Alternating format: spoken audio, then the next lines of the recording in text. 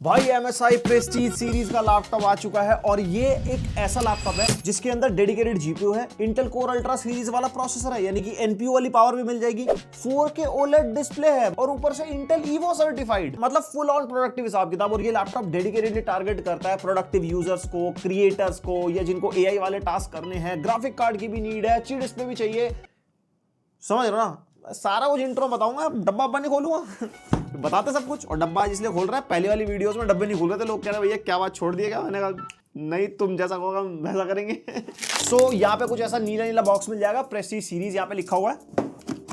और डब्बा खोलते ही सबसे पहले हमारे को MSI का ड्रैगन और यहाँ पे लैपटॉप, उसके अलावा एक छोटा चार्जर मिलता है। ये 140 वॉट का चार्जर है और ये टाइप सी वाला चार्जर है और साथ में एक पावर कॉर्ड मिल जाएगी एंड एक यहाँ पे ना कनेक्टर वाला अडाप्टर भी है जिसके अंदर लैन पोर्ट भी है। यहाँ पे type A, HDMI, headphone jack, mic jack का कॉम्बो, एक और type A port, full size SD card, type C port, सब मिलता है इसके अंदर। लेकिन एक चीज की गारंटी नहीं है कि ये इसके बॉक्स में निकलेगा, क्योंकि हमारे बॉक्स में निकला है एंड इन बॉक्स के कंटेंट मेंशन नहीं है बॉक्स के ऊपर, तो मैं श्योर नहीं उस चीज को लेके। और भाई ये आ जाता है हमारा लैपटॉप एंड आप लैपटॉप की सुंदरता को देखो, यहाँ पर फुल ऑन एकदम प्रीमियम हिसाब किताब मिलेगा। और ये जो पूरा लैपटॉप है ना, ये मैग्नीशियम एल्यूमिनियम एलॉय से बना हुआ है, मतलब इसको अगर आप टच करते हो ना तो प्रॉपर मेटल की फीलिंग नहीं आती, मतलब ऐसे पॉलीकार्बोनेट टाइप फील होता है। और भाई इसी मटेरियल की वजह से ये laptop high performing plus light weight है। टॉप पे यहाँ पे हमारे को MSI की ब्रांडिंग मिल जाती है एंड टॉप लिड फ्लेक्स हमारे को थोड़ा बहुत मिलता है और एक हाथ से लिड इसकी आराम से ओपन हो जाती है एंड कीबोर्ड फ्लेक्स यहाँ पे बिल्कुल ही नाक के बराबर हमारे को मिलता है। और बॉटम से ये लैपटॉप हमारे को कुछ इस तरीके का मिल जाएगा। वैसे अच्छी बात है, लैपटॉप पूरा मेटल का नहीं है वरना गर्म बहुत ज्यादा हो जाता है। बस मेरी उम्मीद थी कि टॉप लिड एटलीस्ट मेटल की दे देते हैं, डिस्प्ले वाला एरिया गर्मी में इंक्लूडेड नहीं होता। लेकिन गर्मी से रिलेटेड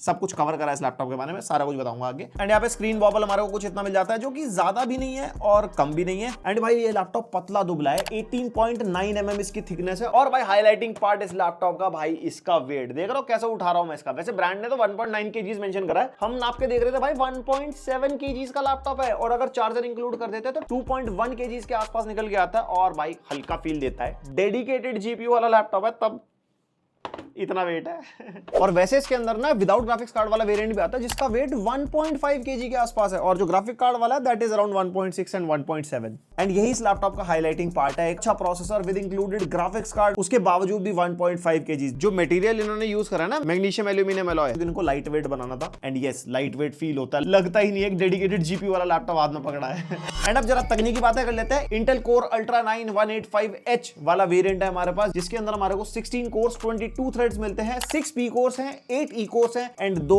LPE कोर्स भी मिलते हैं। जो अल्ट्रा सीरीज वाले प्रोसेसर है ना, इसके अंदर लो पावर एफिशिएंसी कोर्स मिलता है। LPE कोर्स का काम क्या होता है, कोई हल्का फुल्का टास्क चला रहे हो, जैसे कोई पेंट चला दिया, नोटपैड चला दिया या बैकग्राउंड में गाने चल रहे हैं, तो वहां पे P या E कोर को काम असाइन नहीं होगा, LPE कोर्स को आपका टास्क असाइन होता है, जिसकी वजह से बैटरी बैकअप हमारे को बढ़िया मिलता है। और ये तो वैसे भी इंटेल ईवो सर्टिफाइड है। एंड 32 GB की LPDDR5 रैम हमारे को मिलती है, 6200 मेगाहर्ट्ज क्लॉक स्पीड वाली। और LPDDR low power double data rate यानी कि सोल्डर्ड वाली रैम है, इसके अंदर अपग्रेड नहीं कर सकते। एंड 32 GB भाई मोर देन इनफ, हमारे को अपग्रेड करने की जरूरत नहीं है। और साथ में Nvidia RTX 4060 हमारे को मिलता है, 8 GB VRAM वाला ग्राफिक्स कार्ड है, लेकिन 55 वॉट की TGP के साथ। अब जो भी गेमर्स लोग होंगे वो कहेंगे भैया 55 वॉट TGP कुछ, भाई देखो ना लैपटॉप कितना पतला है, अगर ज्यादा TGP वाला GPU घुसेड़ देंगे तो गर्म हो जाएगा बहुत ज्यादा, फिर परफॉर्मेंस देगा कुछ भी नहीं। तो यहाँ पे इसलिए कम पावर वाली TGP डाली जाती है, क्योंकि जो प्रोडक्टिव यूजर्स है ना उनको VRAM ज्यादा लगती है, कम TGP पे भी उनका काम चल जाता है एंड ये प्रोडक्टिव यूजर्स के लिए है। वैसे गेम टेस्ट करें इसके अंदर, आपको गेम टेस्ट से अंदाजा हो जाएगा कि गेमिंग में भी अच्छा खासा परफॉर्म कर रहा है। और 1 TB की Gen 4 SSD इसके अंदर मिलती है, जिसकी रीड एंड राइट स्पीड भी अच्छी खासी आप अपने सामने देख सकते हो। लेकिन एक ही SSD का स्लॉट है इसके अंदर, जो हमारे पास वेरिएंट है ना इसमें एक SSD का स्लॉट है, और जो इसमें विदाउट GPU वाला वेरिएंट आता है उसमें 2 SSD के स्लॉट मिलते हैं। वैसे मेरे हिसाब से इसके अंदर भी 2 होते तो मजा नहीं आ जाता। वैसे इसके अंदर एक फुल साइज वाला SD कार्ड स्लॉट है और उसके अंदर भी काफी अच्छे खासे बड़े साइज के SD कार्ड्स आते हैं, तो वो भी एज एन एक्सपेंशन यूज हो सकता है। जैसे विंडोज हैंडहेल्ड में माइक्रो SD कार्ड नहीं लग जाता, सिमिलरली ये भी एक एक्सपेंशन की तरह यूज हो सकता है। और latest Wi-Fi 7 and Bluetooth version 5.4 हमारे को इसके अंदर मिलता है। और एक और बड़ा ड्रॉबैक, MS ऑफिस नहीं मिलता।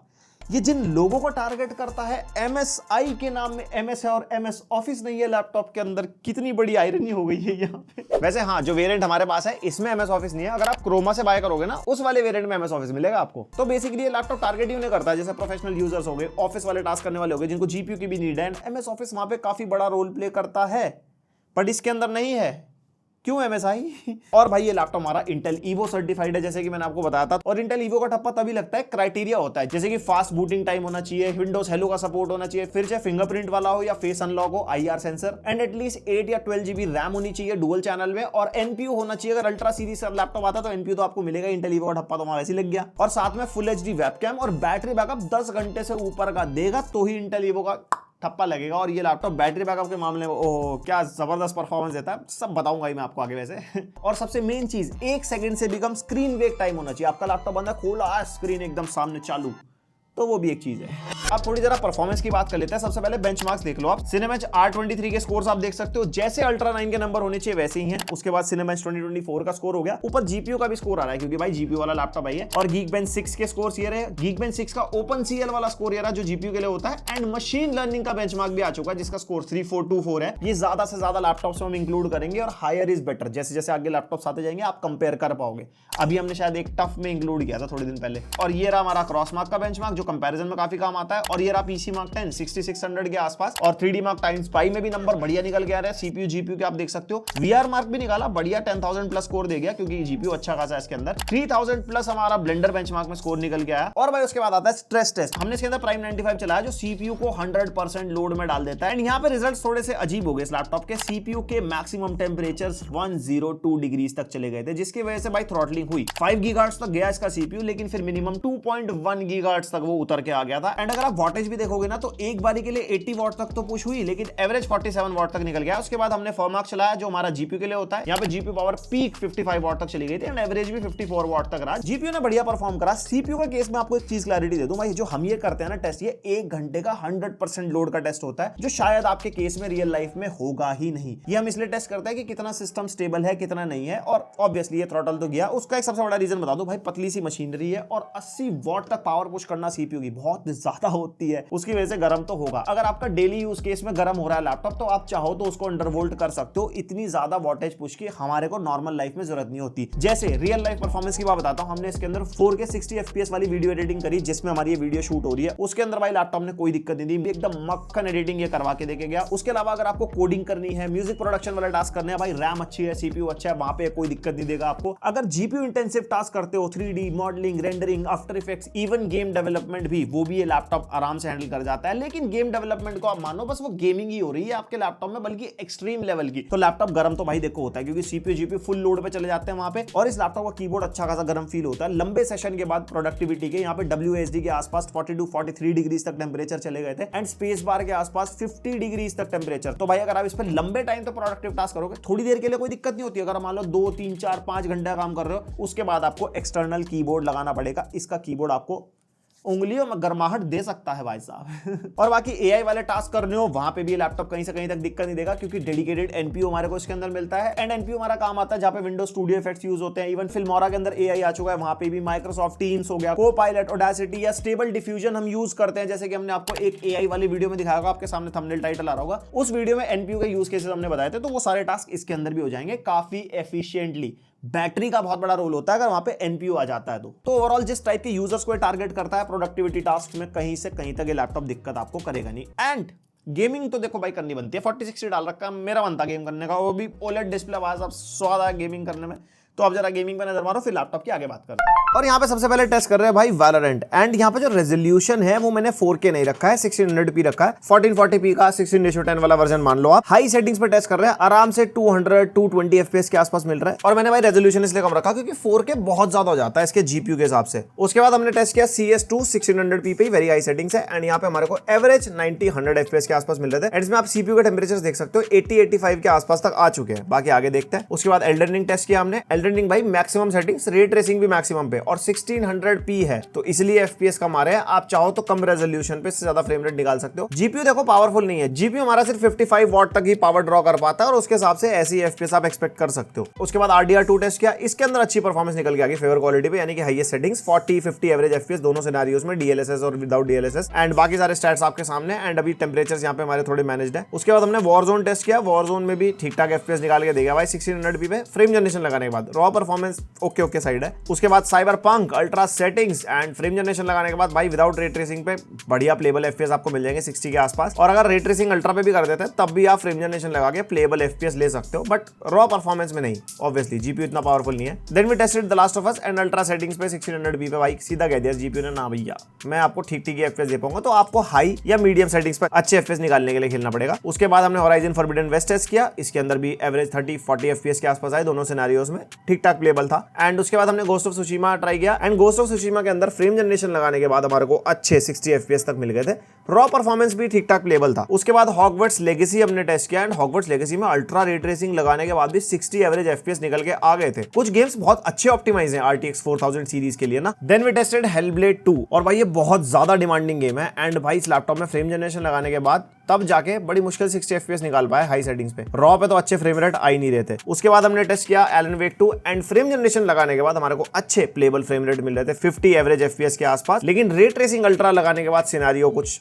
अलग ही हो गया कि भैया लैपटॉप ने कहा नहीं हम नहीं कर पाएंगे। वैसे रे ट्रेसिंग के साथ ये गेम प्लेबल हो जाती अगर ज्यादा वॉटेज वाला जीपीयू होता हमारा। तो ओवरऑल अगर इसकी गेमिंग को मैं कंक्लूड करता हूं, यहाँ पे आप कैजुअल लेवल की गेमिंग इस लैपटॉप पे कर सकते हो, like medium to high settings पे। जीपीयू की वीरैम अच्छी है बट जीपीयू को पावर भी साथ साथ चाहिए अपने आप की बढ़िया परफॉर्मेंस देने के लिए। एंड डेफिनेटली इसके अंदर 55 वॉट का जीपीयू है क्योंकि thin and light productive laptop ये है, प्रोडक्टिव प्लस कैजुअल गेमिंग वाला लैपटॉप मैं इसको कहूंगा। उसके अलावा आपके क्या थॉट्स है इसकी गेमिंग को लेकर, मेरे को जरा आप बताओ कमेंट्स में। और ये लैपटॉप 16 इंचेस का है, तो यहाँ पे हमारे को फुल साइज का कीबोर्ड मिलता है, यहाँ पे हमारे को नंपैड डेडिकेटेड मिलता है, एरो कीज यहाँ पे थोड़ी हमारे को छोटी मिलती है, और जो पावर बटन है ना वो इसका फिंगरप्रिंट स्कैनर है, विंडोज हेलो का सपोर्ट है भाई, तो यहाँ पे आराम से फिंगरप्रिंट फास्ट काम करता है, एकदम दनादन लॉगिन हो जाता है। और टाइपिंग एक्सपीरियंस बढ़िया है, कीबोर्ड मतलब प्रीमियम फील देता है। 1.7 mm का की ट्रैवल हमारे को मिलता है, और आजकल सारे लैपटॉप से को पायलट की डेडिकेटेड की मिलती है, इस लैपटॉप के अंदर नहीं है।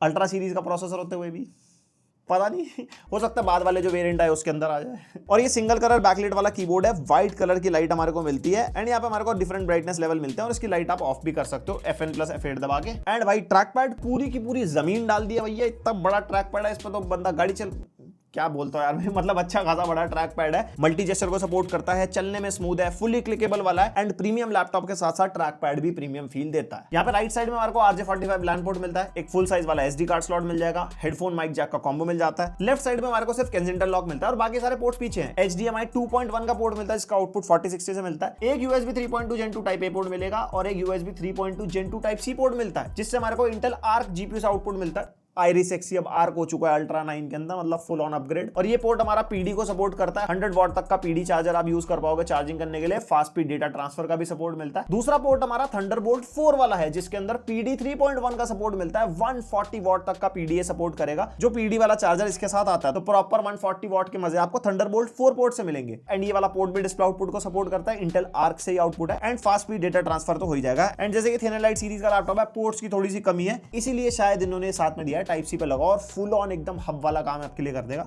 अब ये डब्बे में आता नहीं आता ये मैं नहीं जानता, एक बार ऑफलाइन MSI स्टोर विजिट करके देख लेना। और इस लैपटॉप के अंदर कोई भी मक स्विच नहीं है। यहाँ पे MSI सेंटर में हमारे को 2 ही मोड मिलते हैं, एक हाइब्रिड वाला है और एक iGPU मोड वाला है। iGPU ओनली पे कर लोगे तो DGPU बंद हो जाता है, ज्यादा बैटरी बैकअप आपको मिलेगा। अगर आप हाइब्रिड मोड पे चलाओगे तो जहां पे DGPU की नीड होगी 4060 की, वहां पे वो चलेगा, वरना बंद रहेगा। तो समझ गया ना, मतलब बेसिकली मक स्विच में क्या होता है ना, हम ओनली DGPU मोड पे भी डाल सकते हैं, तो वो एक बेनिफिट मिलता है, बट बेसिकली वो गेमिंग लैपटॉप टारगेटिंग फीचर है। एंड इस लैपटॉप का एक्साइटिंग पार्ट विद वन कमी, वो है इसकी डिस्प्ले। यहाँ पे हमारे को 16 इंचेस की OLED डिस्प्ले मिलती है अल्ट्रा HD प्लस, जिसका रेजोल्यूशन 3840x2400 है, क्योंकि 16:10 वाला पैनल है। और कलर गैमेट तगड़ा 100% DCI P3 यहाँ पे हमारे को मिलती है, 100% sRGB है, 96% Adobe RGB है, 95% NTSC, और ब्राइटनेस स्टैंडर्ड डेफिनेशन पे 380 निट्स तक पुश कर गया था। और visa HDR true black 600 certified है, यानी कि 600 निट्स तक की ब्राइटनेस ये पुश कर सकता है HDR कंटेंट में। और हम लक्स मीटर से टेस्ट करके देख रहे थे, प्रॉपर रीडिंग निकल के आ रही थी। यहाँ पे कहीं से कहीं तक डिस्प्ले डिसअपॉइंट नहीं करती। आपको कंटेंट देखना हो, कलर ग्रेडिंग करनी है, बहुत ही बढ़िया एक्सपीरियंस मिलता है, सिर्फ एक चीज को छोड़ के, 60 हर्ट्ज का पैनल है इसके अंदर। भाई आज की रेट में OLED में 90 हर्ट्ज 120 हर्ट्ज नॉर्मली मिल रहा है भाई लैपटॉप्स में भी। 60 हर्ट्ज क्यों है, बस मेरे को ये चीज सही नहीं लगी, क्योंकि बंदा अगर कभी कभार गेम खेलेगा ना, या even normal day to day life में स्क्रॉलिंग वगैरह भी करता है, वो 60 हर्ट्ज में ना वो हमारा ना ब्रेन प्रोसेस ही नहीं कर पाता। हम फोन पूरा दिन 90 120 हर्ट्ज वाले चला रहे हैं, हम सारी चीजें फुल फास्ट रिफ्रेश रेट वाले चला रहे हैं, यहाँ पे 60 हर्ट्ज बातें लगता है ओह ये क्या हो गया भाई साहब। लेकिन वैसे डिस्प्ले में कोई दिक्कत नहीं, क्योंकि कलर गैमेट अच्छा है, तो किसी भी टाइप के आप टास्क कर पाओगे, एक्सट्रीम से एक्सट्रीम लेवल तक की कलर ग्रेडिंग आप कर पाओगे। उसके अलावा गेमिंग भी अगर आप करते हो कैजुअल लेवल की, तो यहाँ पे कलर्स अच्छे मिलता है, आपका एक्सपीरियंस बढ़िया रहेगा। और ये इस लैपटॉप का वेबकैम टेस्ट है और माइक भी लैपटॉप का यूज हो रहा है। फुल एचडी वाला वेबकैम हमारे को मिलता है इसके अंदर, जिसकी क्वालिटी अच्छी खासी लैपटॉप दे रहा है। और इसके अंदर हमारे को ट्रिपल माइक का सेटअप मिलता है और नॉइज कैंसिलेशन वाले माइक्रोफोन्स है। वैसे तो कोई नॉइज है नहीं स्टूडियो के अंदर, स्टिल माइक की क्वालिटी कैसे लगी आप मेरे को कमेंट करके बताओ। और विंडोज स्टूडियो इफेक्ट्स के ऑप्शन यहाँ पे मिल जाते हैं, जैसे ऑटोमेटिक फ्रेमिंग है, पोर्ट्रेट लाइट अभी नहीं है, अपडेट के बाद आ जाएगा, आई कॉन्टैक्ट का फीचर मिलता है, बैकग्राउंड इफेक्ट्स हैं जैसे नॉर्मली हमारे को एआई वाले लैपटॉप से मिल ही जाते हैं, और क्रिएटिव फिल्टर्स भी हैं जो अभी नहीं चल रहा। और इसके MSI सेंटर में नॉइज कैंसिलेशन के डिफरेंट मोड्स भी मिलते हैं, स्पीकर्स में भी और माइक्रोफोन में भी। और माइक्रोफोन में तो दुनिया भर के ऑप्शन है, स्टैंडर्ड है, स्टूडियो है, कॉन्फ्रेंस एंड आंसर है, जिसके अंदर 360 डिग्रीज वाले मोड भी हैं। फ्रंट चाहिए, front left, front right, front rear, बहुत सारे डिफरेंट मोड्स है जो बेसिकली प्रोफेशनल्स को टारगेट करते हैं, जो प्रोफेशनली मीटिंग्स लेंगे तो करेंगे अनाउंसमेंट कुछ अपनी ऑडियो का। बेसिकली हर एक एंगल में ऑडियो रिकॉर्डिंग कर सकते हैं। और हाँ, वेबकैम में एक चीज बताना भूल गया, IR सेंसर भी है इसके अंदर, यानी कि विंडोज हेलो का सपोर्ट आपको फेशियल रिकॉग्निशन के थ्रू भी मिलेगा। फिंगरप्रिंट और फेशियल रिकॉग्निशन दोनों है इस लैपटॉप में। इसके अलावा इसके अंदर प्रॉक्सिमिटी सेंसर भी है, जिससे डिटेक्ट करेगा आप लैपटॉप के सामने बैठे हो या नहीं बैठे हो। यहाँ पे विंडोज की सेटिंग्स में प्रेजेंट सेंसिंग की सेटिंग्स में अलग अलग ऑप्शन मिलता है कि आप कितनी दूर होगे लैपटॉप से, आपकी स्क्रीन ऑफ हो जाएगी, वापस आके बैठोगे तो स्क्रीन ऑन हो जाएगी। और ये काफी सही से काम भी करता है। सेंसर का फायदा है वही है। और सेंसर्स की बात चल रही है, ऑटोमेटिक ब्राइटनेस का भी सपोर्ट है इसके अंदर। आप डिफरेंट एनवायरमेंट में यूज करोगे, ब्राइटनेस अपने आप कम ज्यादा हो जाती है। एंड उसके बाद आता है एक और मल्टीपल बहुत सारे features, which is Toby experience. Toby experience करके एक ऐप मिलती है इस लैपटॉप के अंदर हमारे को, और ये ऐप तभी काम में आते हैं जब लैपटॉप में भरपूर सेंसर होते हैं, क्योंकि इस ऐप के अंदर दुनिया भर के फीचर्स हैं, जैसे प्रेजेंस बेस्ड प्राइवेसी मिलता है, जिसके अंदर आप कस्टम इमेज चूज कर सकते हो जब आप लैपटॉप के सामने ना हो। दूसरा, स्मार्ट फ्रेमिंग इसके अंदर मिलता है, जो आपको विंडोज स्टूडियो इफेक्ट्स में मिलता है, वो आपको फ्रेम करके रखता है मिडल में, आप लेफ्ट राइट हो जाओ तो। और एक लाइवली एवेटार करके ऑप्शन मिलता है, जिससे आप अपना एवेटार लगा पाओगे अपनी मीटिंग्स में, अपनी लाइव स्ट्रीमिंग्स वगैरह में। लेकिन अभी वो काम नहीं कर रहा है, अभी शायद वो अपडेट के अंडर है, जब अपडेट आएगी बाद में चलना शुरू हो जाएगा। और उसके बाद प्राइवेसी फीचर्स दुनिया भर के हैं, जिसके अंदर आपकी स्क्रीन ब्लर हो जाती है अगर आप स्क्रीन की तरफ नहीं देख रहे हो। उसके अंदर ऑब्वियसली हमारी फेस आईडी लगती है, एंड पीकर डिटेक्शन भी मिलता है। अगर आप काम कर रहे हो और पीछे से कोई स्क्रीन में देख रहा है तो स्क्रीन ब्लर हो जाएगी और आइकन भी आ जाता है। और ऑटो लॉक वाला फीचर भी मिलता है कि आप मतलब लैपटॉप से आगे से उठ के गए और आपका लैपटॉप तुरंत लॉक हो जाएगा। प्राइवेसी मैटर्स भाई साहब। एंड प्रोडक्टिविटी के फीचर्स भी हैं, जैसे डिम कर देता है स्क्रीन को, स्टे अवेक वाला फीचर भी है। डिजिटल वेलबींग के बहुत सारे फीचर्स हैं कि स्क्रीन टाइम कितना है, लास्ट ब्रेक कब लिया था, आपके स्क्रीन के साथ आपका डिस्टेंस कितने सेंटीमीटर का है। बहुत सारी चीजें हैं। मतलब जब आप एक्सपीरियंस करोगे आपको लगेगा कि एक प्रीमियम चीज में पैसे डालें, तो वो सेंसर वेंसर आपको फुल ऑन प्रीमियम एक्सपीरियंस देंगे। स्पीकर यहाँ पे 2-2 वॉट के 2 स्पीकर मिलते हैं, क्लियर हैं, क्रिस्प हैं, मतलब आवाज की क्वालिटी बहुत अच्छी है, बट ज्यादा लाउड नहीं है, एकदम भरपूर भरी पूरी आवाज नहीं मिलती। अगर आप एक बंदा बैठा है कंटेंट वगैरह देख रहा है उसके अंदर, मतलब आपको डिसअपॉइंट नहीं करेंगे। और यहाँ पे DTS का सपोर्ट हमारे को मिलता है, यानी कि फुलर आउटपुट आप ले पाओगे ऑन हेडफोन्स या स्पीकर्स वगैरह कनेक्ट करते हो। DTS ऑडियो प्रोसेसिंग वाले स्पीकर कनेक्ट करोगे तो और भी तगड़ा एक्सपीरियंस मिलेगा। एंड DTS ऑडियो की ऐप भी मिलती है, इसके अंदर डिफरेंट कंटेंट मोड आप सेलेक्ट कर सकते हो, इक्वलाइजर कस्टमाइजेशन वगैरह के ऑप्शन मिल जाएंगे, अपना सुनने में कुछ ज्यादा आपको तिगड़म लड़ानी हो तो। और भाई फिर आती है बैटरी, 99.9 वॉट आवर की बैटरी है। 0.1 बढ़ सकता था, नहीं बढ़ाएंगे क्योंकि एयरपोर्ट्स में अलाउड नहीं होता 100 वॉट आवर की कोई भी बैटरी वाली चीज ले जाना, आपको भगा देंगे वहां से। तो लैपटॉप्स में 99.9 वॉट आवर मैक्सिमम कैपेसिटी होती है, और मैक्सिमम कैपेसिटी इस लैपटॉप के अंदर है। और बैटरी बैकअप जबरदस्त, 10+ आवर्स बोला ना, तो 10+ आवर्स ये भाई चलता है। लेकिन वही बात है, हमने IGP मोड पे टेस्ट किया था, ब्राइटनेस को हमने लाइक 60-70% पे रखा था, और रेजोल्यूशन भाई 4K था। उसके अंदर हमने इंटरनेट ब्राउजिंग, मल्टीमीडिया, स्क्रिप्ट्स वाले काम हो गए, कुछ भी हो गया, बेसिक टेस्टिंग होगी लैपटॉप की, तब भी 9 से 10 घंटे का बैकअप ये निकाल के दे गया। तो ईगो का ठप्पा लगा है, तो बैटरी बैकअप के मामले में भाई टेंशन लेने की जरूरत ही नहीं है। साथ में भाई DGPU है, वो सोचो ग्राफिक कार्ड मिल रहा तब ऐसा बैटरी बैकअप मिलता है। एंड इसके अलावा हमारे को इसके साथ 2 वेरिएंट्स और मिलते हैं, अल्ट्रा 7 के साथ भी 4060 मिलता है, और एक सिर्फ अल्ट्रा 7 के साथ ही मिलता है, उसमें डेडिकेटेड GPU नहीं मिलता। तो डेडिकेटेड GPU वाले यूजर्स के लिए भी ऑप्शन है, और नॉर्मली किसी को सिर्फ अच्छा प्रोसेसर वाला एक प्रीमियम लैपटॉप चाहिए तो उसके लिए भी ऑप्शन है। तो भाई ये था इसका पूरा रिव्यू MSI Prestige 16 का। एंड इस लैपटॉप का कोई कंपैरिजन नहीं बनता, बिकॉज ये बिल्कुल ही डिफरेंट कैटेगरी का लैपटॉप है, थिन एंड लाइट है, 1.7 kg इसका वेट है, अल्ट्रा सीरीज प्रोसेसर के साथ आता है, डेडिकेटेड GPU इसके अंदर दे रखा है। एंड इस लैपटॉप की प्राइसिंग 1,20,000 से शुरू हो जाती है, जो अल्ट्रा 7 वाला विदाउट GPU वाला लैपटॉप है। फिर अल्ट्रा 7 के साथ 4060 वाला है, वो 1,70,000 का है, और ये अल्ट्रा 9 4060 वाला 1,90,000 रुपीज का है। नॉर्मली गेमिंग लैपटॉप्स आपको इससे सस्ते रेंज में मिल जाएंगे। इसके अंदर है भाई प्रीमियम फीचर्स, प्रीमियम वाले सेंसर्स मिल जाएंगे, थंडरबोल्ट 4 पोर्ट मिल जाएगा, 4K OLED डिस्प्ले मिल जाती है, और सारी चीजें मैं आपको बताई चुका हूं। तो भाई अगर आपको ये लैपटॉप सूट करता है आपके यूज केस के हिसाब से, प्रोडक्टिव यूजर्स, क्रिएटर्स, डिजाइनर्स और गेम डेवलपमेंट, कोडिंग, वो सारी चीजें, और थिन फॉर्म फैक्टर में, तो आप इसको कंसीडर करके चल सकते हो। एंड लिंक दे दूंगा डिस्क्रिप्शन में। ऐसा ही और कोई लैपटॉप अगर है और आप चाहते हो रिव्यू करें तो मेरे को कमेंट करके जरूर बताना। बाकी पसंद आई वीडियो लाइक मारो, पहली बार हो सब्सक्राइब। मिलते हैं नेक्स्ट वीडियो, अब तक के लिए बाय।